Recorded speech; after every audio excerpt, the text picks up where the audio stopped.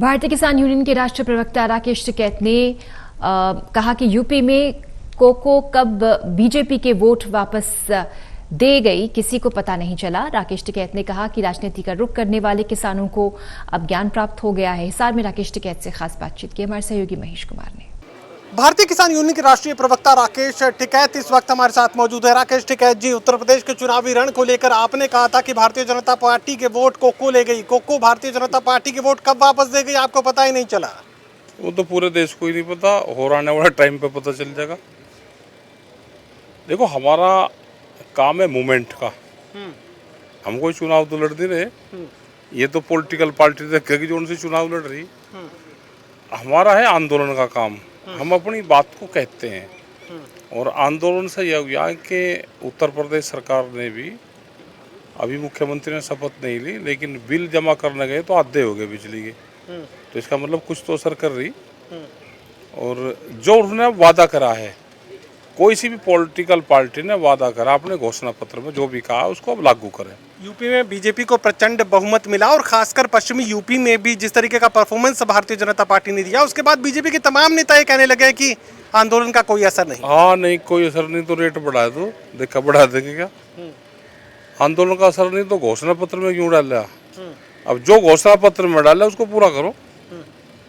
आंदोलन का तो असर है। ये आप ही की पार्टी के कह सकते हैं कि आप ही के संगठन के जो शीर्ष नेता थे वो पंजाब में इलेक्शन लड़ने पहुंचे थे, 16,000 वोट हासिल कर वापस आ चुके हैं। अब ये बयान दे रहे हैं कि जनता जाए भाड़ में, हमें क्या लेना दे। भाई, तजर्बा ले लिया ना, अब तजर्बा ले लिया, अपने काम पे लोगों। देखो, मूवमेंट के लोगों को इलेक्शन में नहीं जाना चाहिए। अब ज्ञान प्राप्त हो गया, अपना काम करो। लेकिन तजुर्बा तो आपको भी हुआ है, जिस तरीके से कोको ले गई और कोको दे गई, आपको पता नहीं चला? ऐसा नहीं है, वो सब पता। आने वाले टाइम पे देश की जनता सब बताएगी। चलिए, अब मुद्दे की बात कर लेते हैं। भारतीय किसान यूनियन और तमाम जो दूसरे सहयोगी संगठन थे, संयुक्त किसान मोर्चा का मैं जिक्र कर रहा हूँ, आगे किस तरह की रणनीति वो तैयार कर रहे हैं, किस तरीके से अब आंदोलन की राह पर आगे बढ़ेंगे? आगे ये है कि 21 तारीख का प्रोग्राम है हमारा, उसमें ज्ञापन वगैरह दिए जाएंगे सब जगह। और जो सरकार काम नहीं कर रही तो सरकारों को याद दिलवाते रहेंगे।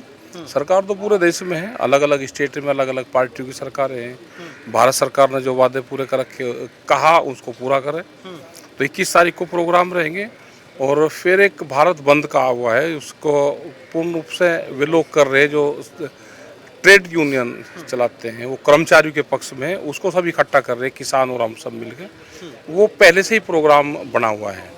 एमएसपी पर कानून बनाने को लेकर जो सरकार की तरफ से वायदे किए गए थे, सबसे बड़ी मांग भी वही थी और सबसे बड़ी जरूरत भी किसान की वही थी। उसको लेकर क्या दबाव बढ़ाने की तैयारी संगठन करे? एमएसपी को पूरे देश भर में एमएसपी पे खरीद हो। अब फसलें आनी शुरू होगी, और लोग जब मंडी में जाएं तो उसकी चर्चा करें, उस पर एमएसपी सप्ताह मनाएं, और अपनी बात कहें हर किसान कि मेरी एमएसपी से कम पे क्यों खरीद करूं। डीसी के ऑफिस का रास्ता पता रहना चाहिए किसानों को। वहाँ नहीं बिक्री तो डीसी के ऑफिस में बिकेगी, तो कुछ न कुछ किसान करता रहेगा, उसकी फसल घर में रहेगी, तो एमएसपी पे ही उसकी खरीद होनी चाहिए।